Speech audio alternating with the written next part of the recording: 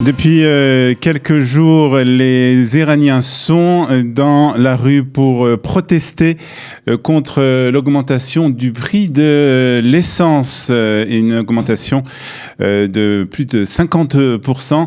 Et pour parler de cette situation, des manifestations qui se déroulent actuellement en Iran, dans tout l'Iran, d'ailleurs pas seulement à Téhéran, dans l'ensemble du pays. Nous sommes en ligne ce matin avec un spécialiste justement de la question iranienne. Nous sommes en ligne ce matin avec Alex Greenberg. Alex, bonjour, merci d'être avec nous ce matin sur Studio Kalita. Bonjour. Alors, on va parler de ces manifestations, un peu comment elles se déroulent, mais d'abord, expliquez-nous comment elles ont débuté.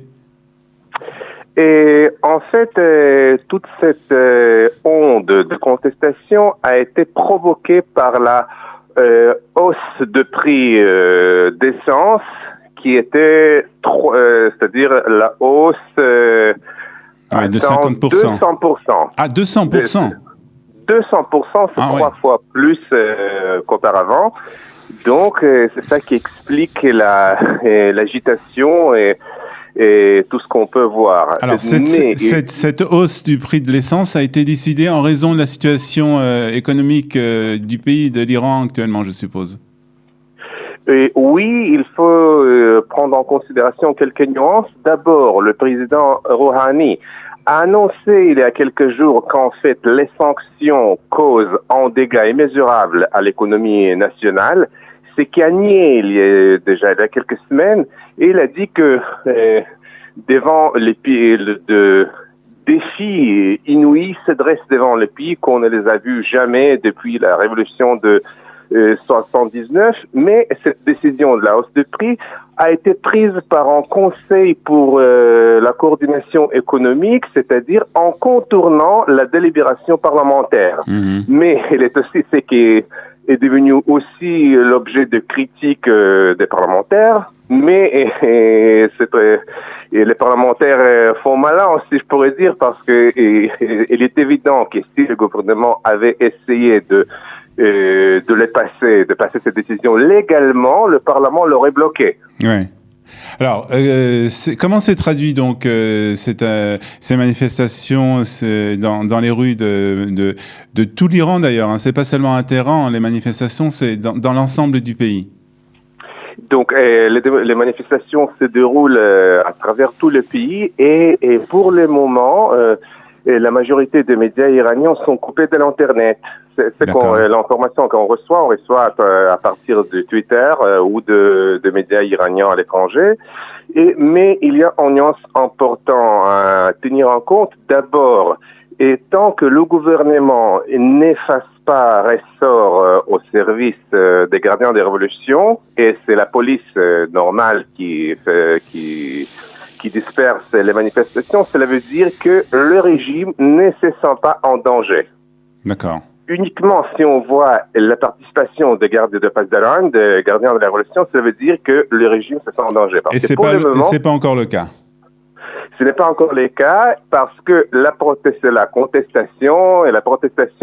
est socio-économique, n'est pas politique. Et en Iran, elle est légitime de protester à partir des raisons socio-économiques, mais c'est vrai qu'elle est aussi, ce n'est pas vrai qu'elle est assez difficile de discerner une ligne très claire entre le politique et l'économique. Et voilà, et pour le moment, la situation économique est grave.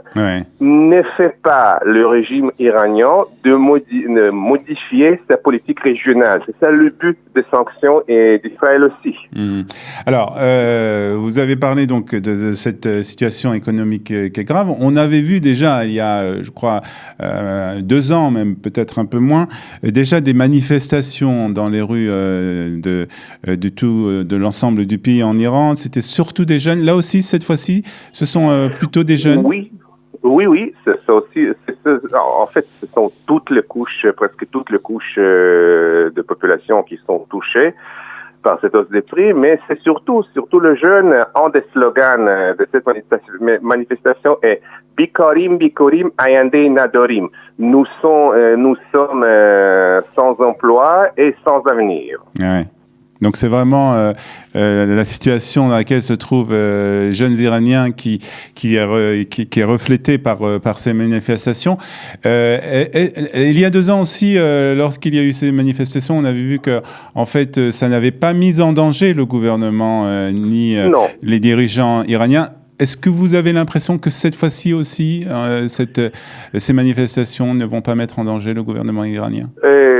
Bon, c'est toujours ce n'est pas très intelligent d'essayer d'être de jouer un prophète par rapport avec l'Iran.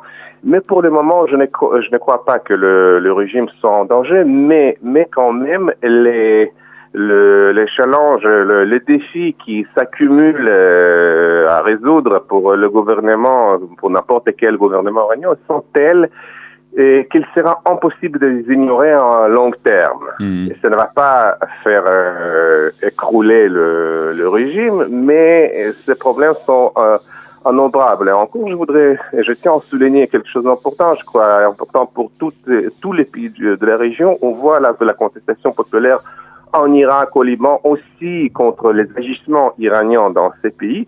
Mais c'est très difficile de ne pas être solidaire avec cette contestation qui n'est pas nationaliste, elle n'est pas religieuse. Les gens exigent une vie normale sans corruption.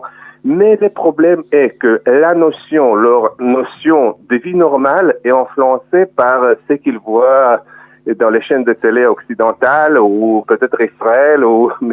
Donc, ils ont des attentes justifiées, mais malheureusement, ils ne sont pas réalisables. Parce que tous ces régimes, même s'ils veulent le corriger sincèrement, ils ne peuvent pas le faire. Il n'y a pas de cotisation, il n'y a pas d'impôt dans ces pays, en Iran, en Irak.